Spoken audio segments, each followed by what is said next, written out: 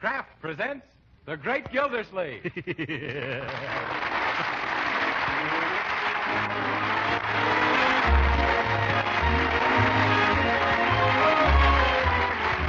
Kraft Cheese Company, who also bring you Bing Crosby every Thursday night, present each week at this time Harold Peary as The Great Gildersleeve, written by Leonard L. Levinson.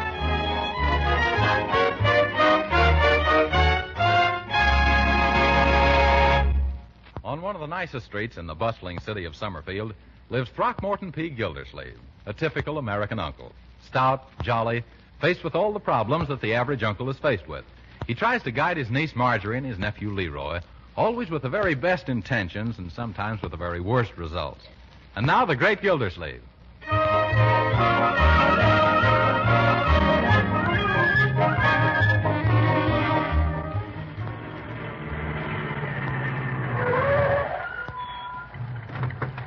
Well, thanks for the lift home, Judge Hooker. You're welcome.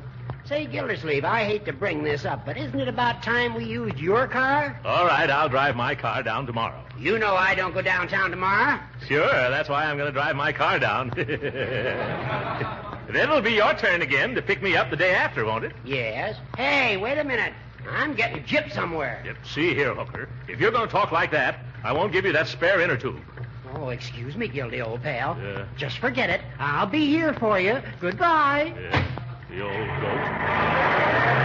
That reminds me, I better get that tube out of the safety deposit vault. Oh, hello, Mr. Gildersleeve. You remember me, don't you? I'm Dottie from next door, and I just saw you driving up from behind our front curtains. I mean, I was behind them, not you, so I ran out to ask you a favor, and I'm sure you won't mind saying yes, because after all, there's nothing I want you to do, so you'll do it, won't you? Yes.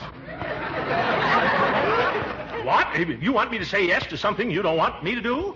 Well, yes, that's exactly correct. You hit the nail right on the thumb. Well, it's something I want to ask your niece Marjorie to do, and hasn't she got the loveliest red hair? See what kind of a rinse did she use to get at that shade, Mr. Gildersleeve? Young lady, Marjorie's hair is that way naturally.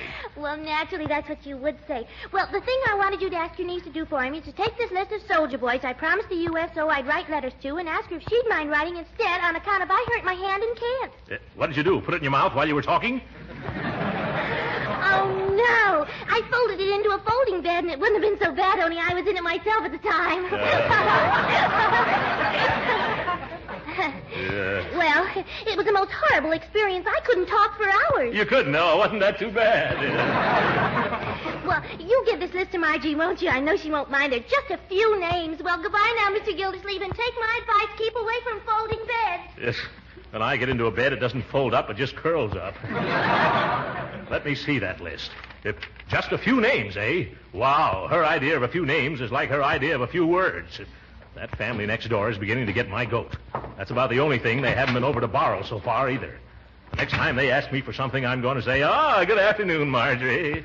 Oh, hello, Uncle Mort. Marjorie, my dear, I have a little patriotic job for you to do. Oh, what is it, Uncle Mort? That girl next door, what's her name? Dilly or Daffy? Dottie? Dottie, that's her.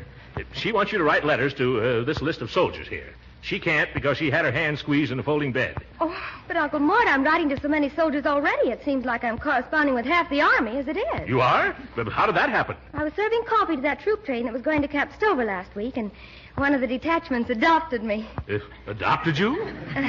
Well, I'm not exactly clear whether they adopted me or I adopted them. I don't know if I'm the daughter of the regiment or the auntie of the anti-aircraft. Very good. What happened? Well, they voted me their parachute girl. What do they mean, parachute girl? They mean I'm the girl they'd like most to drop in on. And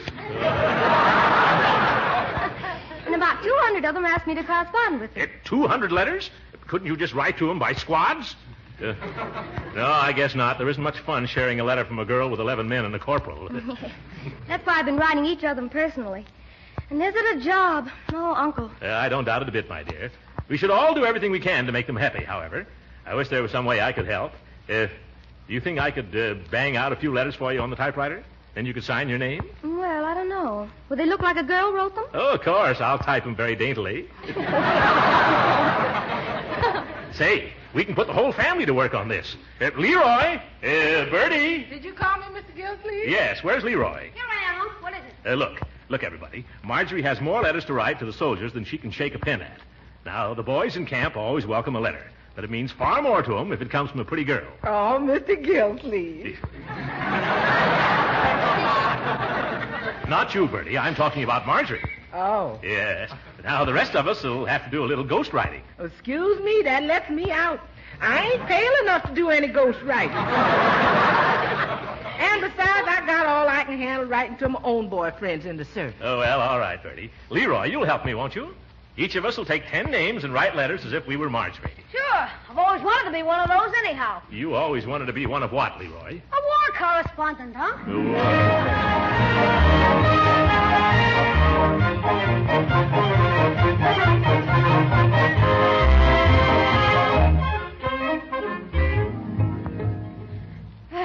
Well, that's finished. Private George Butcher, Camp Stover. Dear Butch, how are you? I am fine. I hope you are fine, too. How was the journey to Camp Stover? As the guy in school said when he stuck his foot out into the aisle when the teacher was passing, I hope you enjoyed your trip. Ha, ha, ha. Well, having nothing better to do, I wrote. And having nothing better to write, I will close. Tenderly yours, Marjorie Forrester. P.S. If you have any empty rifle shells, please send them, as my brother is making a collection.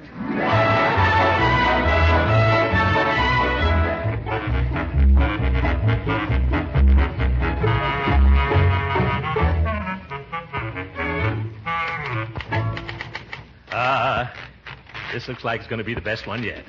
Let's see how it sounds. Dear John.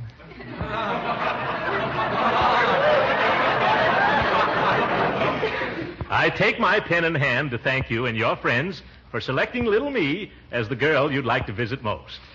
I am not unmindful of the honor bestowed upon me, but I won't let it turn my pretty little red head.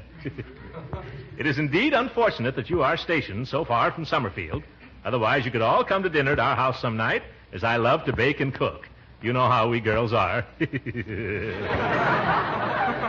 Well, since the shades of night are drawing near, I'd better close, as my Uncle Throckmorton thinks it's time for me to go to bed. Sincerely yours, Marjorie Forrester.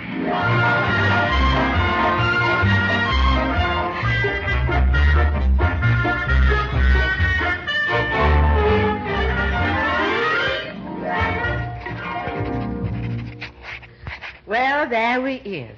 Dear Willie, I got your letter yesterday and hastens to inform you that the next time you send me a letter without any postage stamps on it, don't send it airmail special delivery. I'm sorry the fudge and the fried chicken I sent you got all mixed up together, but it saves me sending you any chocolate eggs for Easter. I'm knitting you another sweater to replace the one you says you lost at the target range. Only next time, kindly confine your shooting to rifle practice. Because you never was any good at Paducah Parcheesi. Yours truly, your ever-loving, everlasting, one and only Bertie Lee Coggins. P.S. Please disregard them rumors about me going out with other fellas. That's just enemy propaganda.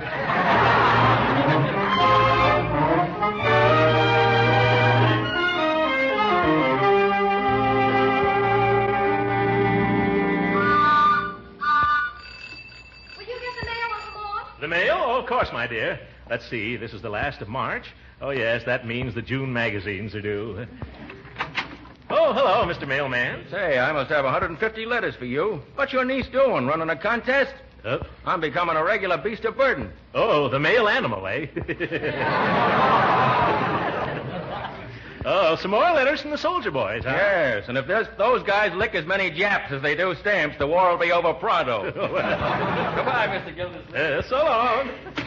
Oh, Marjorie, here's some answers to the letters we wrote to the Army. Good heavens. All of those for me? Yeah? Let me see. Business is certainly good, sis. Oh, I'll never be able to answer all of these in a month. Oh, we'll help you, won't we, Leroy? Yeah, let's start opening them. Yeah, all right. Be careful there. Yeah, now. okay. Listen to this. Dear Snooky. Oh, wait a minute, brother. Give me that letter. That one's not from the Army. Are you sure? Yes, that's from a certain ensign in the Navy, and it's strictly personal. Yeah, I see. Well, we'll be true to the Army, won't we, Leroy? This one's from Camp Stover, all right. Let's see. Dear Miss Forrester, thank you for that picture of your little brother. Picture of... What do you mean, picture of my little brother? Yeah, I ran out of snapshots of you, so I sent him one of me. No, I don't think he resembles you a bit. He sure is a funny-looking kid. What?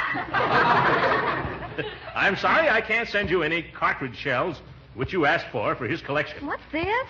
Don't interrupt Uncle Mort. Yes. But so far, I've been very busy here, acting as barber to a carload of raw potatoes. Say, what kind of letters have you two been writing in my name? And now, Marjorie, don't fret. Look at all these letters. You can see we didn't use your name in vain. Why don't you run along downtown now like you intended? Sure, we can clean up all this correspondence. Well, all right. Only remember, if you read any letters that turn out to be personal or private, don't open them up. Why, of course, my dear. You can depend on us. How are we going to do that? Oh, come on, Unc. Let's not burn our bridges till we come to them. You're a bright boy, Leroy. All right, here's another letter. Huh? Dear Miss Forrester, thanks for the wonderful map of the world you sent me. It comes in especially handy because current events is my hobby. Oh. Do you think girls are interested in the serious type of young man, such as I represent? Sincerely, Ernest Darling. I'll take care of Darling as soon as I've read this postcard. Hello, Red. Thanks for the swell picture of yourself. It sure ghouled me, Toots. From now on, I'm going to devote my non-military career to whistling under your window. Do you think you could go for me in a big way? Yours with a jive, Mickey Conway. You... Gee. I'll answer that one, too, as soon as I get the other one out of the way. The one to, what's his name? You mean Ernest Darling? Yes. Now, what did he say? He thanked you for the map. All right. Dear Darling, I'm glad you like the map. What next? Current events is his hobby. Oh, yes. And I am happy to learn you have taken up such a fascinating hobby. He wants to know are girls interested in the serious type. Oh. And in answer to your last question, darling, the answer is most certainly yes. Take it, Leroy, and address an envelope. Yes, sir. And address another one to Mickey Conway. You better find an asbestos envelope. I'm going to send him a hen track hotfoot.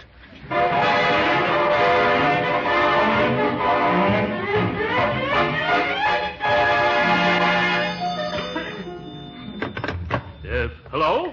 Maine, 4181. Yes? 1 moment. Long distance is calling. Long distance. Go ahead, Camp Stover. Okay. Hello. Is this Marge? No, it's her uncle. She's out at present. Gee, I just got 3 days leave and I was coming to see you tomorrow. I was going to show up about 8. Oh, well, she'll be here. Why don't you come earlier, say about 6? Oh, well, sure, okay.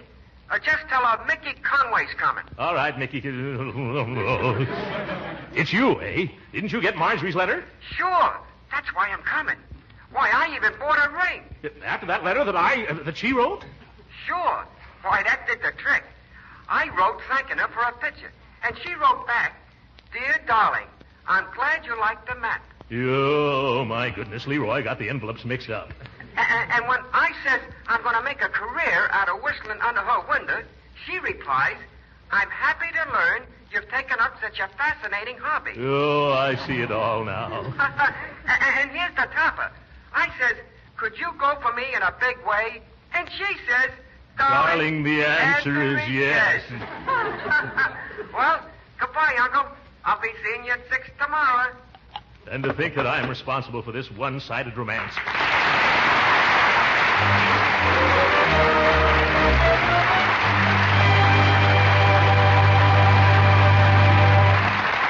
We'll hear from the great Gildersleeve again in just a moment. But first, I suppose you know that good nourishment isn't just a matter of eating a lot. Why, you can overeat and still be undernourished. That's why you should know the nutrition facts about the foods you buy, so you can serve your family a balanced diet. So here are the nutrition facts about Parquet margarine, the delicious spread for bread made by Kraft. First, Parquet margarine is a wholesome vegetable margarine made of selected American farm products in Kraft's spick and span modern plants. That's important. You want to be sure the foods you serve are wholesome and of fine quality. Next, Parquet margarine is a nourishing energy food. In fact, it's one of the best energy foods you can serve. That's important, too. Parquet helps give the pep and energy you need for hard work or play. Lastly, Parquet margarine is a reliable year-round source of vitamin A. Yes, there are 9,000 units of this important vitamin in every single pound. So next time you shop, remember that economical Parquet margarine is as nutritious as it is delicious. Yes, Parquet is well worth trying right away. So tomorrow, ask your food dealer for Parquet, P-A-R-K-A-Y. Parquet margarine, made by Kraft.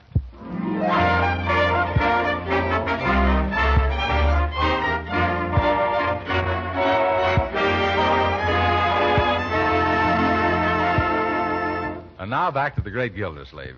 It's 6 o'clock the following morning, and our hero's fallen asleep at last after spending most of the night counting soldiers. Dear General, won't you come over for dinner? Bring your Jeep along to... Respectably yours, Throckmorton P. Marjorie. What's that? Time to get up already. Where is that alarm clock? Oh, there you are. What's the matter with this clock? It won't stop. Oh, it's a telephone. Oh, ooh, that floor is cold.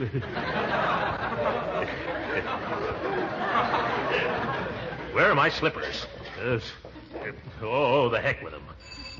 All right, I'm coming. Yes, I heard you, operator. I'm hurrying. Hello? Hello, anybody want me? Must be the wrong number. Somebody's got a lot of nerve not telephoning me at this time of the morning. Ooh, it's cold. Which way is my bed? Hello?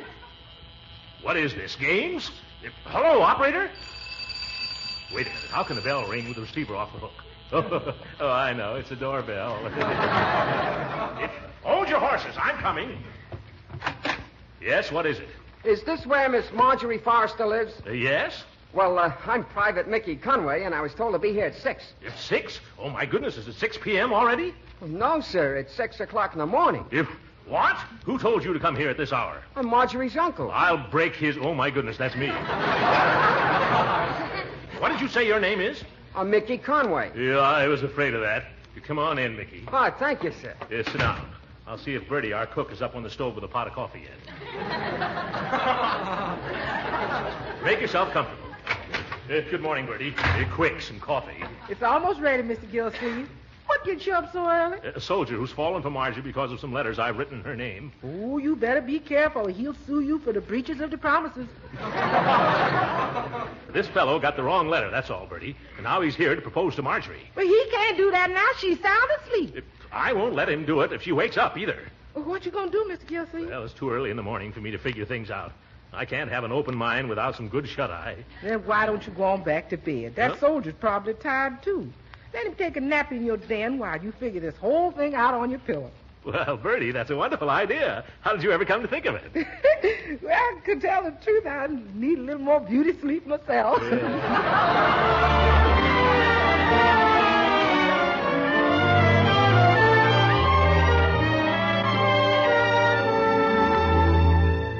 It's 10 o'clock, and Marjorie should be down soon. Now, remember, Leroy, and you too, Bertie, we mustn't leave those two alone together. But I still don't see why, If we do, he'll start proposing to Marjorie. It'll be very embarrassing for all concerned. Yes, and especially for you. But wouldn't it be a lot simpler, Unc, if we were to tell Marjorie what it was all about? You mean how you put Private Darling's letter in Private Conway's envelope, and vice versa?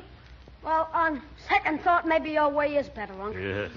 Well, Jiggers, here comes Marjorie now. Good morning, everybody. Well, hello, my dear. How lovely you look this morning. Yeah, you look swell to me, too, sis. That's right. And you certainly gonna look good to that soldier who came 300 miles just to pop the question. Ixnay, Ernie Bay, Ixnay.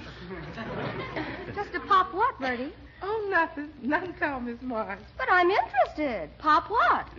Well, that is, if he walked 300 miles, he probably gonna pop his corn. Seems to me you're all acting a little peculiar. Why, the idea, Well, maybe not, but you've got 3 of the fishiest-looking pans I've seen outside of a seafood grotto. Say, I had a swell rest, Mr. Well, don't tell me this is Marge. Well, hiya there, Red. Hi. Who is it, Uncle Mort? Why, Marjorie, you remember Private Mickey Conway, who wrote you all those nice letters? Who? Ouch. Oh, yes. How are you, Mr. Conway? Oh, now, baby, cut out that Mr. stuff. I'm just plain Mickey to you. Yes, he's just a plain Mickey to all of us. Why, he came all the way from Camp Stover to spend the day with you. With us, I mean.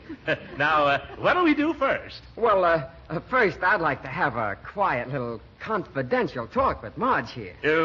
Not on an empty stomach, Mickey. Where's your sense of romance?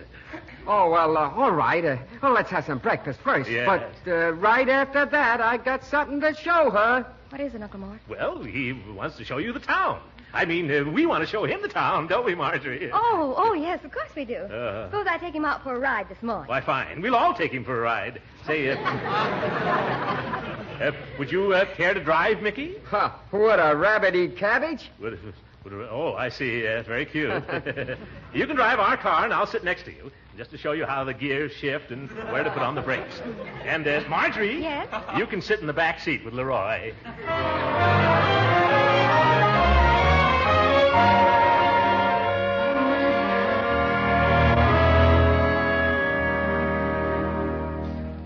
Miss Marge, did y'all have a nice ride? Yes, we all did. That is, all except Mickey and me. Well, that just leaves Mr. Gildersleeve and Leroy. You're right. We tried to leave them a dozen times. What's the matter? Did they chaperone you too vigorously? They didn't chaperone us, Bertie. They convoyed us. Why, every time Mickey opened his mouth, Uncle Mort put his foot in. What they doing now? Oh, Uncle Mort showing Mickey our family album in the living room. Oh, great stars. Anything wrong? Oh, I'll say there is. I better get in there before they come to my baby pictures. And this one is Marjorie at the age of 1, I think. Fat little rascal, wasn't she, Mickey? Oh, boy. Yeah, cute dimples, huh? I'll say. Now, let me get a good look. Yeah. Boy, was she fat. Oh, don't you dare. I want to see that picture. Oh, well, that's all right. Go right ahead. Then you don't mind? Not in the least. Only that isn't me. It isn't? Then who is it? It happens to be you, Uncle Mort. What? Where's my mustache? Oh, that's right. I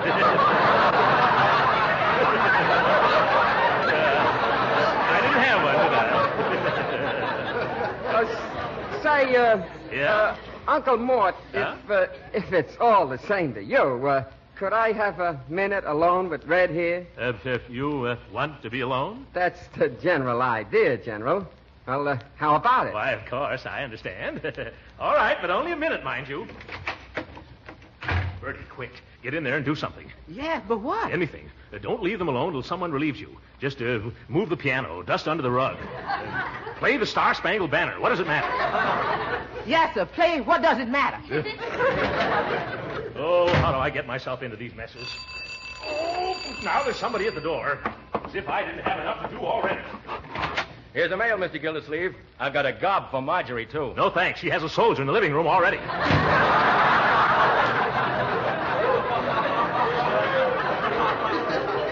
Oh, dear. I better get Leroy warmed up to go in for Bertie. Leroy! Where is that boy? Leroy! Here I am, Uncle Mort. Look, Leroy, Bertie is in there pinch hitting for me. I don't know how soon she'll strike out, so you better be ready to go in there and see that Mickey doesn't get to first base. Well, what about you, Unc? I've got a telephone for reinforcements. I'm so desperate, I'm going to invite Judge Hooker to dinner. Gee, are things that bad? Yep. Leroy, he'll just talk and talk and talk. If he runs down, you ask him what he did in the Spanish-American War. That's good for 2 hours. Yeah, but it's 3 hours till dinner. How'll we hold out till then? That's the problem, my boy. Oh, Mr. Gildersleeve? Are you home, Mr. Gildersleeve? Gee, that Gabby gal from next door. Yes, there's the answer to our problem. I'm coming, Dottie.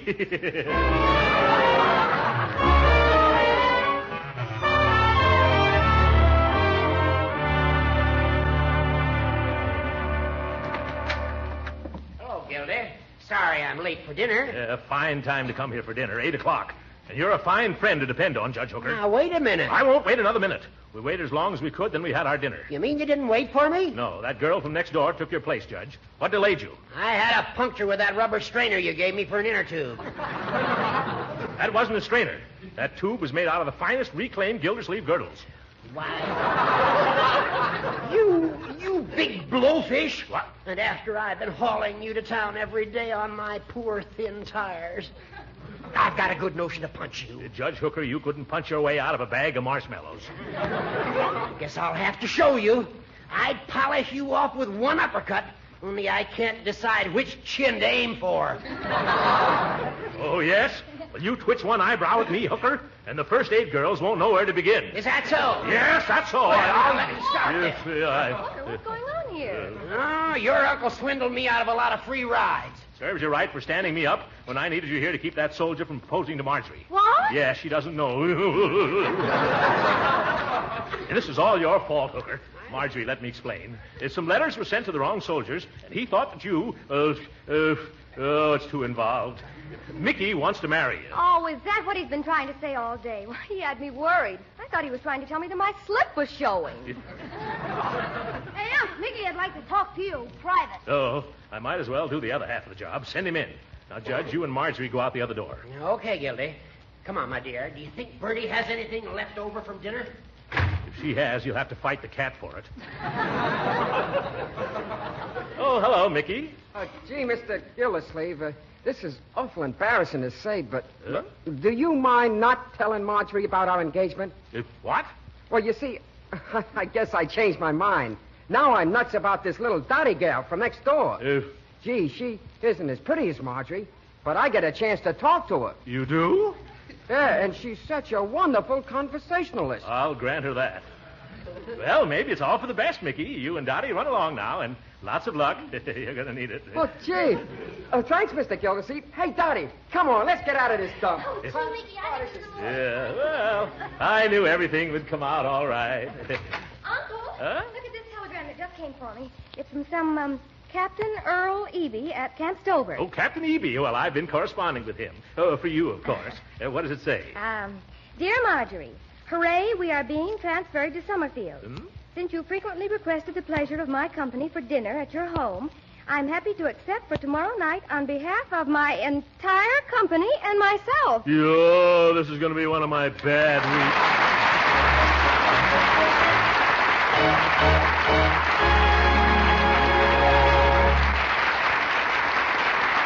The great Gildersleeve will be with us again in a few minutes. But right now, here's an experiment I wish every one of you would make. You see, I've been telling you how delicious parquet margarine is. But wouldn't it be better if you found it out yourself? So here goes. Next time you bake hot biscuits or rolls or make some toast, have a pound of parquet margarine handy. Then spread them while they're still piping hot with plenty of parquet. Now, that's a real test for any spread because the heat brings out its flavor. Yes, you can tell right away how good parquet margarine is. Parquet's flavor is delicate, not strong. It's a tempting, satisfying flavor. Then try parquet margarine in your cooking, too. Use it for baking and pan frying. You'll find that a spread as delicious as parquet margarine makes cooked foods tastier, too. And remember, no matter how you use parquet margarine, you're serving your family a wholesome, nourishing, energy food. A food that's a reliable year-round source of vitamin A. So why not try these simple tests and prove to yourself how deliciously good parquet margarine is? Yes, get a trial pound or two of economical parquet margarine tomorrow. But be sure to ask your food dealer for parquet, P-A-R-K-A-Y, parquet margarine, made by Kraft.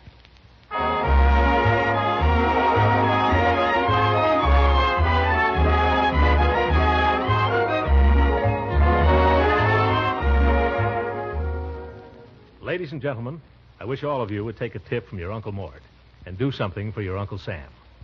Buy more United States government bonds and stamps. There's no finer investment in the world today, for in every way they protect our future. Our choice is clear. Which do we want? Our country's bonds or those of the Axis? Good night.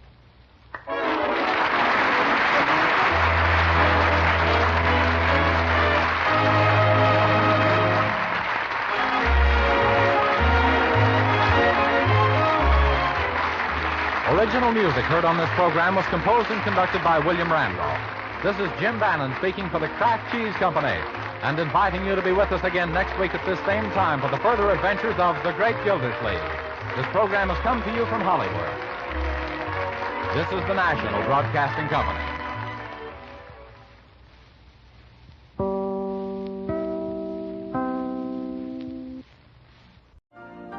You've been listening to the OTR Gold Network. Find more classic radio at otrgold.com.